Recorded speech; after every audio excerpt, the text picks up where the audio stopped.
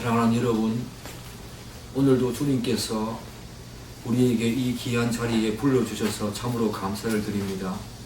오늘도 조국교회에서 대면으로 또 비대면으로 예배를 드리는데 하나님께서 진정으로 우리 예배를 받으시고 우리를 구원하신 그분께 영광과 감사와 찬양을 올려드릴 때에 우리 마음속에 하나님의 임재하심이 강력히 역사하셔서 우리의 마음이 하나님을 즐겁게 하는, 기쁘게 하는 그런 시간 되기를 간절히 축복합니다. 우리는 지난주에 누구든지 너로 억지로 오리를 가게 하거든 그 사람과 심리를 동행하라고 하시는 말씀을 우리가 들었습니다. 이 말씀의 뜻은 무엇입니까? 우리가 어떤 의무를 져야 할 경우에 주어진 분량보다 더 많이 감당해서 수고하라고 하는 예수님의 권면입니다.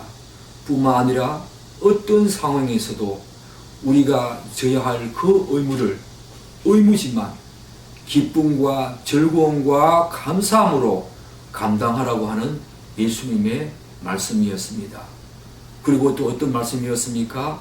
예수님의 이 말씀은 상대방에 대한 철저한 사랑이 전제되어 있지 않고서는 절대로 우리가 실천할 수 없는 그런 말씀이라고 들었습니다. 이제 우리는 예수님께서 말씀하신 악한 자를 대적하지 말라와 관련한 이 마지막 적용 사례, 네 번째 적용 사례에 도달했습니다. 우리 마태복음 5장 42절을 함께 다시 읽겠습니다.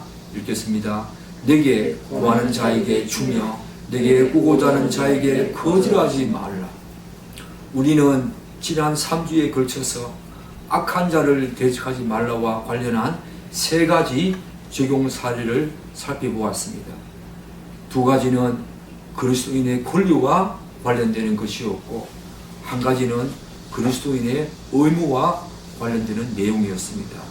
그런데 오늘 본문은 악한 자를 대적하지 말라와 이 별다른 관련이 없는 것처럼 그렇게 보이기도 합니다. 그래서 학자들은 이 내용을 악한 자를 대적하지 말라와 관련하여 해석하는데 상당한 까다로움을 느끼고 있습니다. 저 또한 이 말씀을 묵상하면서 어떻게 풀어나가야 할 것인가에 대해서 많은 어려움을 겪은 것이 사실입니다. 그러나 이 부분은 악한 자를 대적하지 말라, 그 악한 자를 대적하지 말라를 관통하는 그 핵심적인 키워드가 무엇인지에 대해서 살펴보면 그리 어렵지 않게 이 문제를 해결할 수 있다는 것을 생각하게 되었습니다. 사랑하는 여러분, 그렇다면 악한 자를 대적하지 말라, 여기에 흐르는 핵심적인 키워드가 무엇입니까? 저는 두 가지로 한번 생각해 봅니다. 그것은 바로 자기 자신과 관련해서는 자아 중심성의 철저한 무너짐입니다. 그리고 타인과 관련해서는 바로 형제의 사랑이 그 기저에 전제되어 있다고 저는 생각을 합니다. 그래서 우리가 지금까지 살펴본 악한 자를 대적하지 말라와 관련한 이 세 가지 적용 사례인 그리스도인의 권리와 의무와 관련한 내용도 마찬가지이겠지만 내게 구하는 자에게 주며 내게 꾸고자 하는 자에게 거절하지 말라, 이 말씀도 자기 자신에게 대한 철저한 자기 중심성의 무너짐과 타인을 향한 이 형제 사랑, 이것이 제대로 작동하거나 발동하지 않으면 절대로 도저히 실천할 수 없다는 삶임을 우리는 기억해야 합니다. 사랑하는 여러분, 그렇다면 내게 구하는 자에게 주며 내게 꾸고자 하는 자에게 거절하지 말라 라는 말씀이 자아 중심성, 그것의 철저한 무너짐과 형제의 사랑이 없으면 도저히 실천할 수 없다고 그랬는데 왜 그렇습니까? 최초의 인간 아담이 타락한 이후에 어머니 모태에서 태어나는 모든 인간은 다 죄인이지요. 그 아담의 죄성을 가지고 태어난다고 말씀을 들었습니다. 우리들은 이것을 원죄라고 이야기하지요. 원죄는 죄책과 죄의 오염이 있습니다. 특별히 이 죄의 오염과 관련해서 소극적으로는 하나님께서 아담에게 주신 그 원의, 그 원래적인 그 의로움을 우리가 잃어버린 그런 상태이긴 하지만 적극적으로는 우리가 죄를 짓는 그런 어떤 죄성, 그런 본성, 그런 성향을 가지고 태어난다고 말씀을 드렸습니다. 그로 말미암아 인간은 자기 자신의 모든 소유물에 대해서 어떻게 생각합니까? 그것이 하나님께서 허락하셔서 주셨다는 생각보다는 하나님을 배제한 채 내 노력으로 내가 잘났어, 또 내가 잘했어, 얻었다고 하는 생각이 지배적이기 때문에 내 것에 대한 집착과 애착이 강하게 작동을 합니다. 타락한 이후에 모든 인간에게 말입니다. 이러한 생각은 인간이 타락하기 전과 타락한 후를 잘 비교하면 쉽게 이해할 수가 있습니다. 여러분, 창세기 2장 16절은 아담이 타락하기 전에 하나님께서 아담에게 하신 말씀입니다. 여호와 하나님이 그 사람에게 명하여 이르시되 동산 각종 나무의 열매는 내가 임의로 먹되. 이 말씀이 여러분 무슨 말씀입니까? 하나님께서는 타락하기 전 아담에게 에덴 동산 그 중앙에 있는 선악과를 제외한 모든 채소와 과실을 마음껏 먹을 수 있는 축복을 아담에게 주었습니다. 그러므로 아담이 타락하기 전에는 아마 내 것이라고 하는 그런 개념, 곧 자신만을 생각하는 그런 생각은 거의 없었다고 해도 무방할 것입니다. 그러나 타락한 후에 아담에게 있게 된 결과가 어떻게 되었습니까? 창세기 3장 17절에 보면 하나님이 아담에게 이르시되 내가 내 아내의 말을 듣고 내가 먹지 말라 한 나무의 열매를 먹었은즉 땅은 너로 말미암아 저주를 받고 너는 내 평생에 수고하여야 그 소산을 먹으리라. 이렇게 말씀을 하고 있습니다. 여러분, 이 말씀의 의미가 무엇입니까? 하나님께서는 타락한 아담에게 타락하기 전에 마음껏 먹을 수 있었던 온갖 채소와 열매를 이제 평생에 아담이 수고하고 노력해야 그 소산을 먹을 수 있게 하는 저주를 내리십니다. 더군다나 땅인도 이제 가시덤불과 엉겅퀴를 낼 것이라고 저주하심으로써 그러한 땅을 일굴고 경작하는 과정에서 소산을 먹게 되는 그런 인간들은 이제 얼마나 자기 소산을 먹게 되는 것이 어렵고 힘든 과정인 것을 알게 되었습니다. 이제 이렇게 수고하고 애써야 자기 소산을 먹게 된 아담의 후손들인 모든 인간은, 저와 여러분, 이 땅에 사는 모든 인간은 자연스럽게 자기 것에 대한 탐심과 탐욕이 일어나게 되지요. 그것을 지키고 자기 것을 지키고 놓지 않으려고 하는 집착이 발동하게 됩니다. 그래서 자기 것을 타인에게 나누어 주거나 혹은 함께 공유하는 선한 행동을 당연히 꺼려하는 그런 상황이 발생하게 되었지요. 저는 이 말씀을 묵상하면서 왜 인간이 내 것에 대한 집착과 그리고 애착을 가지게 되었는가, 이런 식으로 한번 묵상해 보았습니다. 아담이 타락하기 전과 타락한 후의 그 모습은 이렇게 확연히 달라진 것입니다. 타락하기 전에는 내 것에 대한 개념이 없었습니다.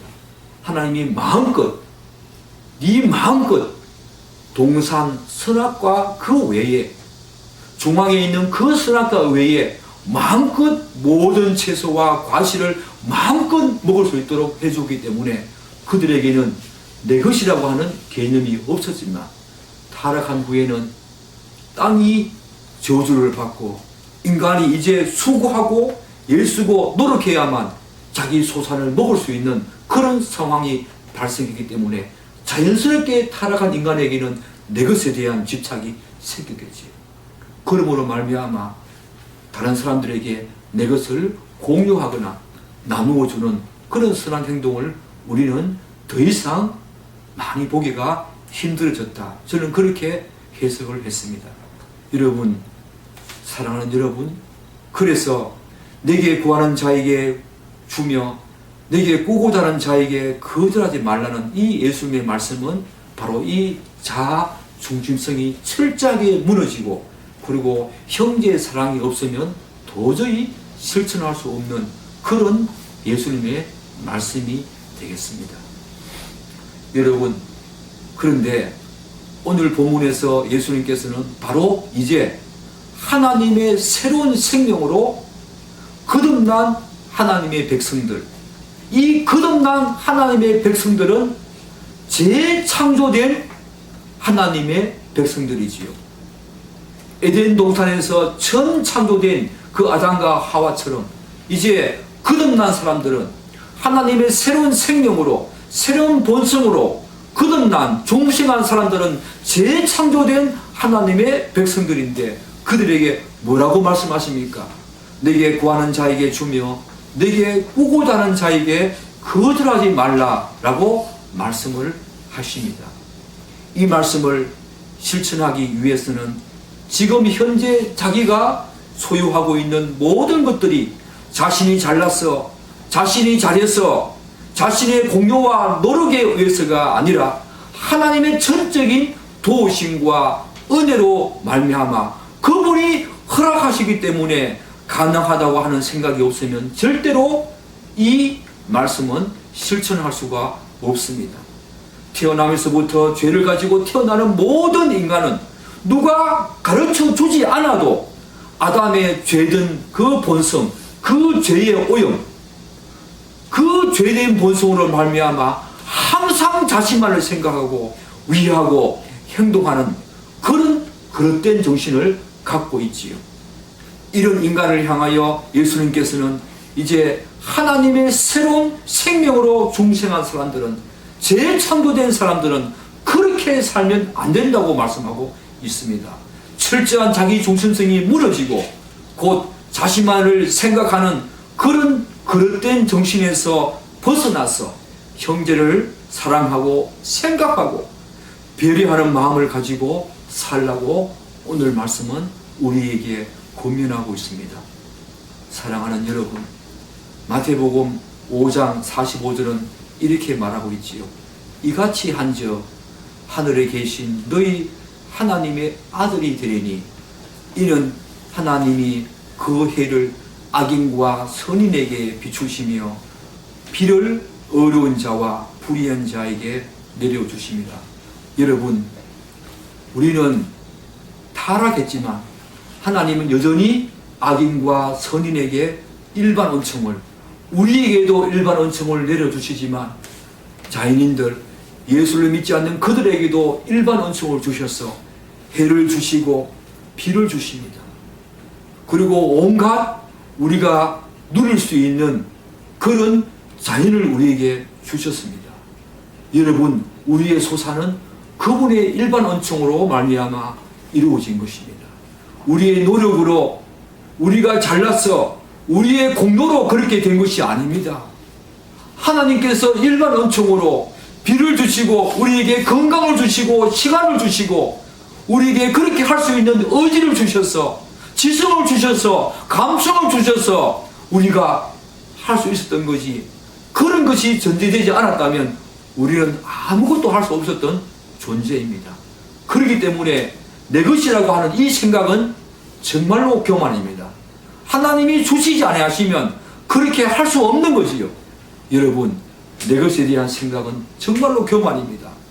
정말로 그것은 자아 중심성이 여전히 살아있는 것이고, 여전히 자신의 공로와 자격이, 그것 때문에 자신이 지금 누리고 있는 모든 것들이 자신으로 말미암아 왔다는 그런 생각에 사로잡혀 있고 지배당하는 사람이지요. 여러분, 다시 하나님의 생명으로 창조된 사람은 그런 생각을 갖지 않습니다. 그리스도인들은 않습니다. 예수를 믿는 사람들은 이제 이 소유물이 내 것이 아니라고 하는 생각, 하나님께서 허락하셔서 은혜로 그분이 주셨다는 생각을 가지게 됩니다. 여러분, 사랑하는 여러분, 그렇다면 우리는 내게 구하는 자에게 주며 라는 말씀을 어떻게 이해할까요? 좀 더 구체적으로 살펴보겠습니다. 내게 구하는 자에게 주며 라는 말씀을 우리가 어떻게 이해할까? 저는 이 말씀에서 세 가지 중요한 사실을 기억해야 될 필요성이 있다고 생각을 합니다. 첫째는 뭐냐면, 우리는 이 본문의 말씀을 읽을 때 타인을 사랑하고 배려하고 위하는 것과 관련하여 늘 이런 생각에 사로잡힐 때가 많이 있지요. 그것은 뭐냐면, 자신의 삶이 넉넉하고 풍성해지고 많아야만 다른 사람을 도울 만한 그런 상황이 되면 그렇게 하겠다고 생각하는 마음입니다. 이런 마음을 가지게 되는 이유가 무엇입니까, 여러분? 저는 또한 두 가지로 생각해 봅니다. 하나는, 대부분의 사람들은 본문의 말씀을 1차적으로 물질적인 것으로만 한정한다는 것입니다.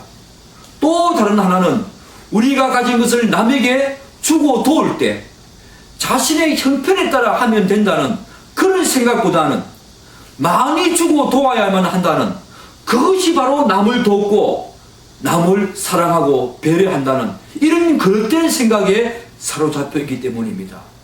여러분, 사랑하는 여러분, 그러나 본문에서는 예수님께서 그것을 내게 구하는 자에게 주며 라는 그 말씀을 물질로 한정하는 그 어떤 단서도 우리에게 제공하지 않음을 알 수가 있습니다. 물론 타인이 무엇인가를 구할 때 가장 1차적으로 관련되는 것은 물질이겠지요. 저는 그 사실을 부정하고 싶지는 않습니다.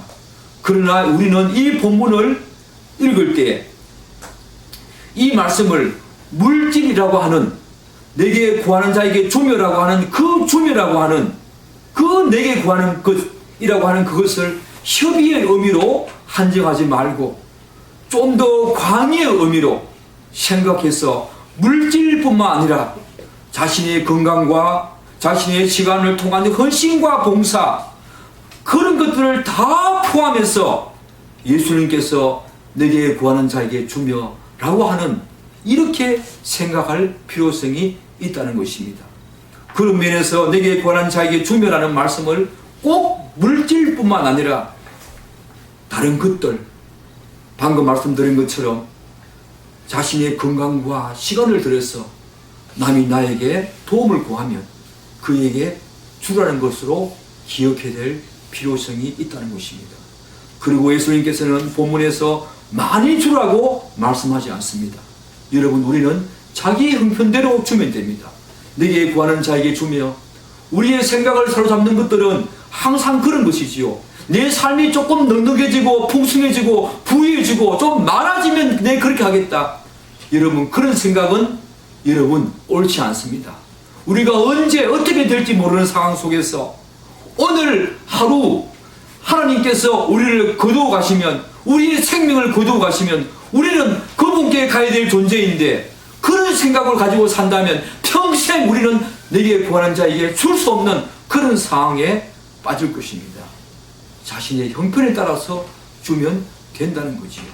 그런 생각을 저는 이 내게 구하는 자에게 주며 라고 하는 첫 번째 기억해야 될 사실이라고 생각을 합니다. 그리고 둘째 기억해야 될 사실은 뭔가 하면, 하나님께서 자신에게 허락하신 모든 것은 자신만을 위하여 누리면서 살아라고 주신 것이 아니라 하나님의 것을 이 땅에서 잠시 맡아서 관리하는 청지기로서 삶을 위한 것임을 우리는 반드시 기억해야 될 필요성이 있습니다. 누가복음 12장 42절은 이렇게 말하고 있습니다. 주께서 이르시되 지혜 있고 진실한 청지기가 되어 주인에게 그 집 종들을 맡아 때를 따라 양식을 나누어 줄 자가 누구냐? 이 말씀은 예수님께서 비유하시기를 주인이 멀리 타국으로 여행을 가면서 그 종에게 하는 말이지요. 정말로 예수님의 재림은 분명히 다가올 텐데 누가 깨어있어 준비하고 있어서 지혜 있고 진실한 나의 청지기가 되어서 남을 돕고 때를 따라 양식을 나누어 주며 또 때를 따라 그들을 도울 자가 누구냐라고 우리에게 이야기하고 있습니다.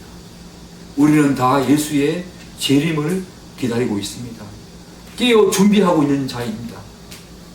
예수님께서 우리에게 말씀하십니다. 누가 지혜 있고 진실한 정직이가 될 수 있는가?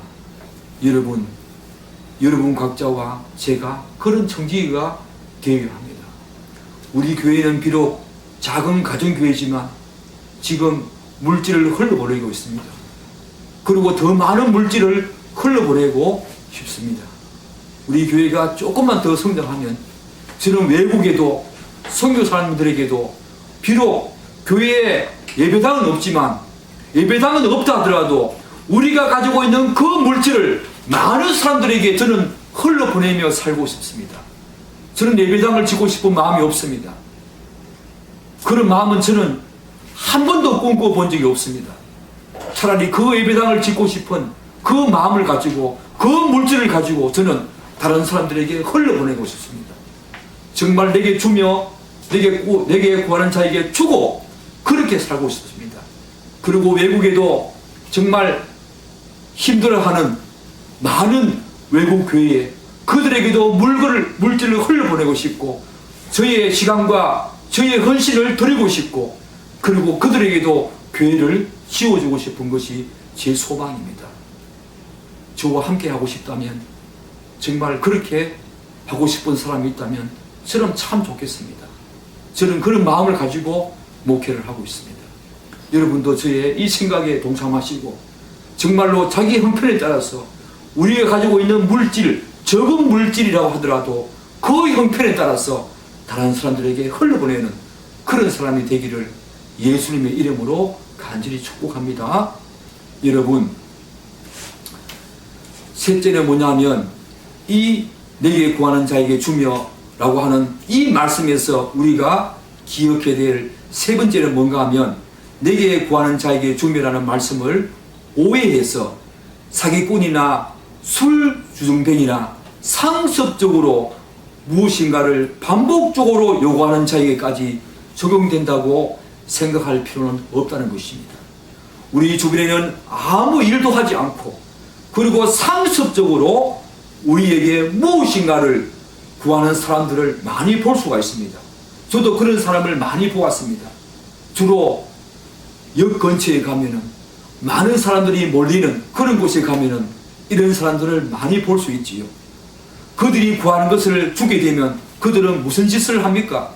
그들은 그 물질을 가지고 자신들을 올바른 삶을 영위하는 데 사용하는 것이 아니라 또다시 사기를 치거나 또 술을 먹는다거나 도박을 하면서 우리들이 준 그 물질을 함부로 낭비하거나 오히려 나쁜 쪽으로 사용할 가능성이 많습니다. 그래서 예수님의 이 말씀은 어디까지나 바르고 성실하게 살려고 하는 그런 사람들을 위한 것이지요. 도저히 자신의 힘으로 일어설 수 없거나 타인의 도움이 없으면 도저히 살아갈 수 없는 그런 길이 없는 사람들에게 해당되는 말씀임을 여러분들은 기억해야 될 필요성이 있습니다.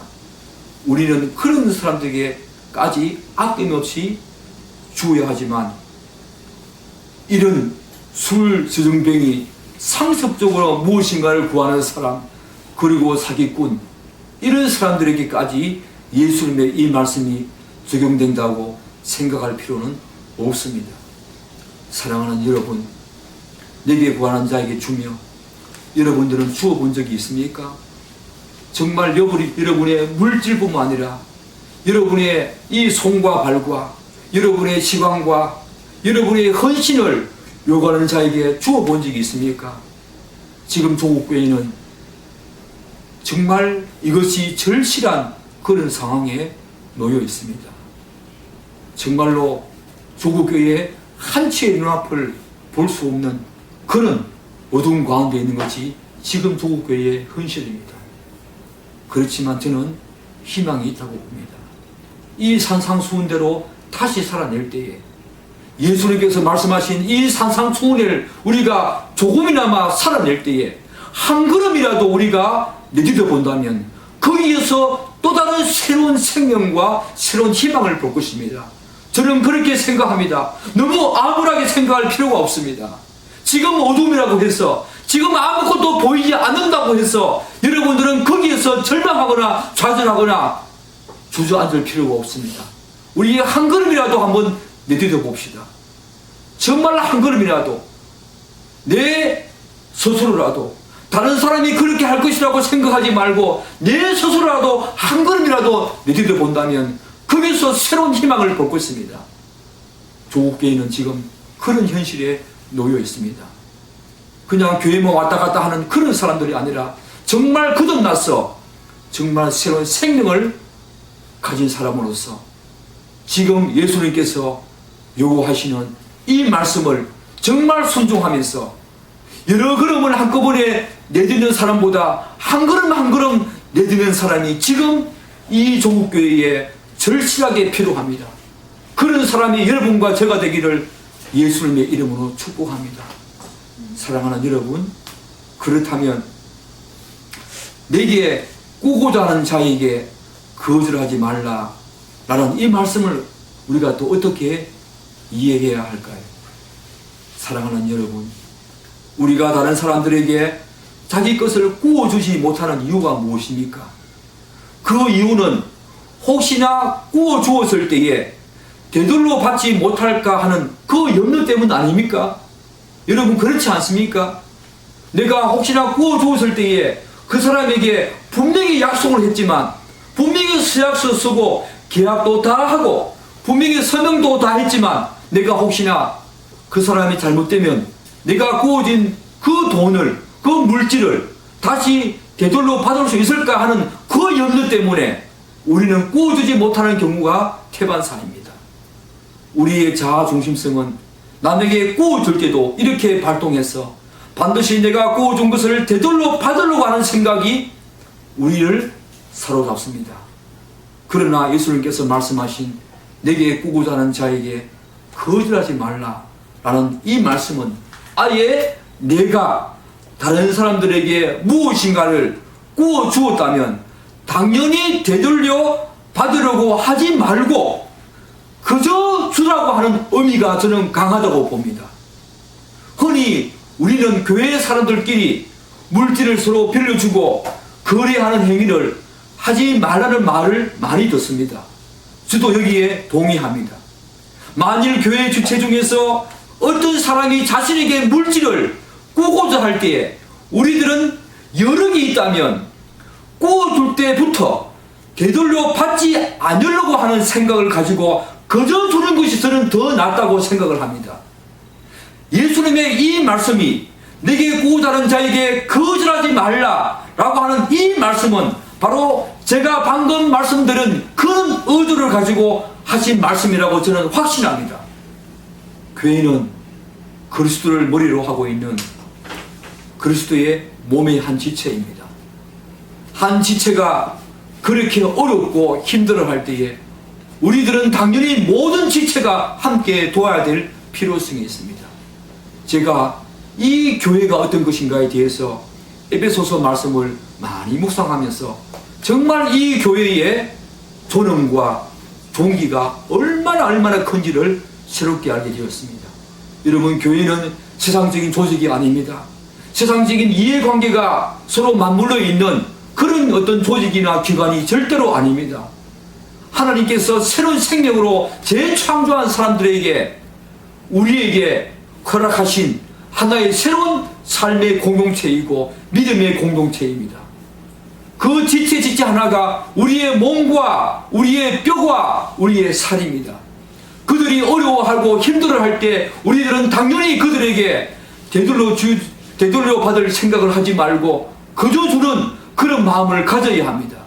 그런 마음을 가지고 있을 때에 우리들은 바로 이 믿음의 공동체가 바로 세워질 것이며, 바로 예수님께서 우리에게 허락하신 마지막 그분이 재림할 때까지 이 교회가 존재해야 될 목적이 바로 그것이라.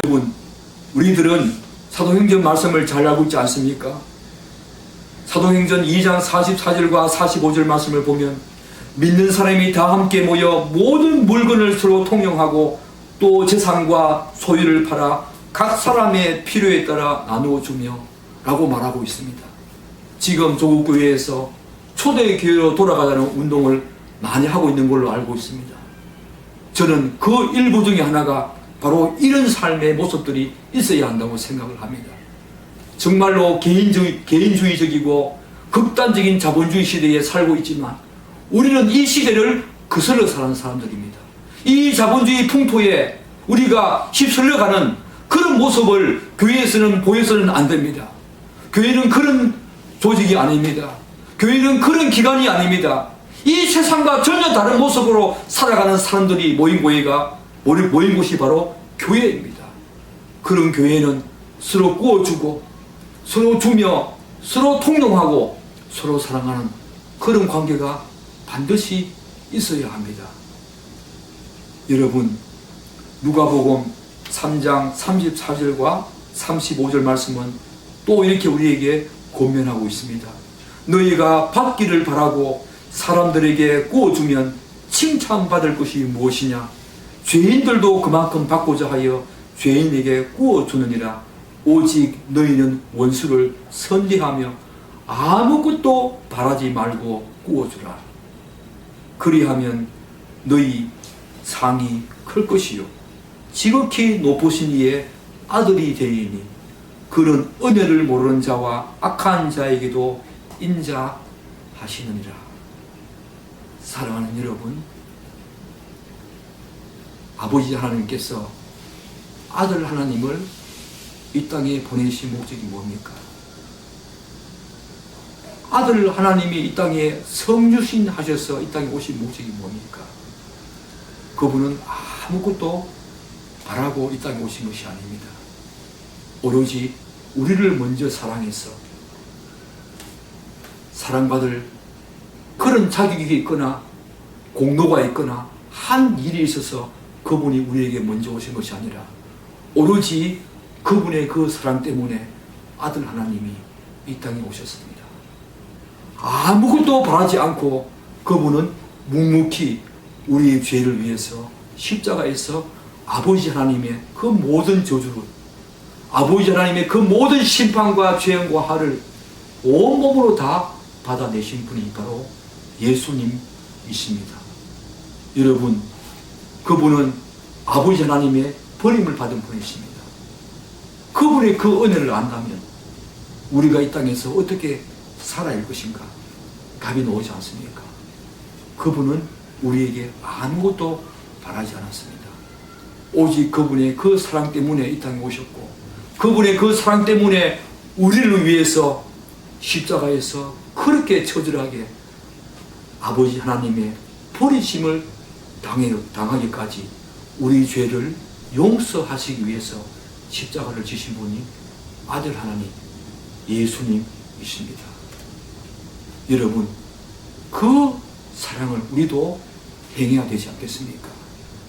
남에게 구워줄 때 많이 구워주지는 못할 망정 되돌려 받으려고 해서는 안 됩니다.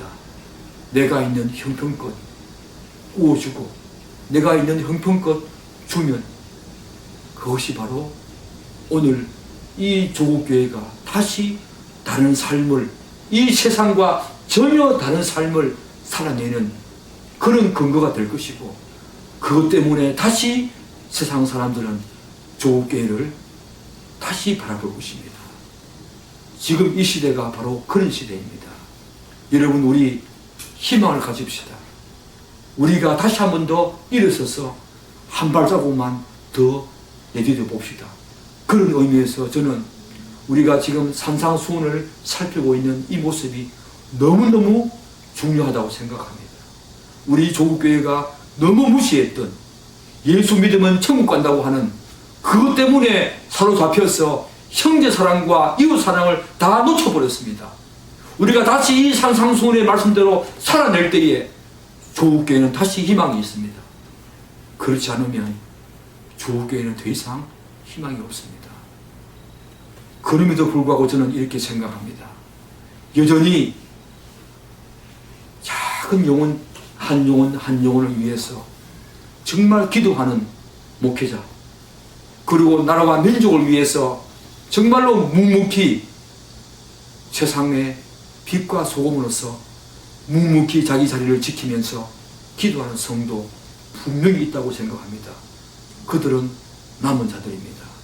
저는 이제 남은 자의 신학을 붙잡고 싶습니다. 우리가 그 남은 자가 되기를 축복합니다. 교회 다닌다고 다 남은 자가 아닙니다. 사랑하는 여러분, 우리가 그 남은 자가 되어서 산상수훈의 말씀대로 조금씩 우리의 삶을 바꾸어 가는 것이 성령님의 도우심으로, 인격적인 도우심으로, 우리가 성령님의 인도하심으로 우리가 이 삶을 살아내는 것이 바로 남은 자이고, 그리고 바로 예수님께서 이 시대에 우리에게 요구하는 바른 성도의 삶임을 기억하면서 우리가 한 발자국 내디뎌 본다면 조국교회에 다시 희망이 있을 줄 믿습니다. 그 희망을 가지고 오늘도 우리 교회가 일어서기를 간절히 소망하고 우리 조국교회가 다시 일어서기를 간절히 소망합니다. 기도하겠습니다.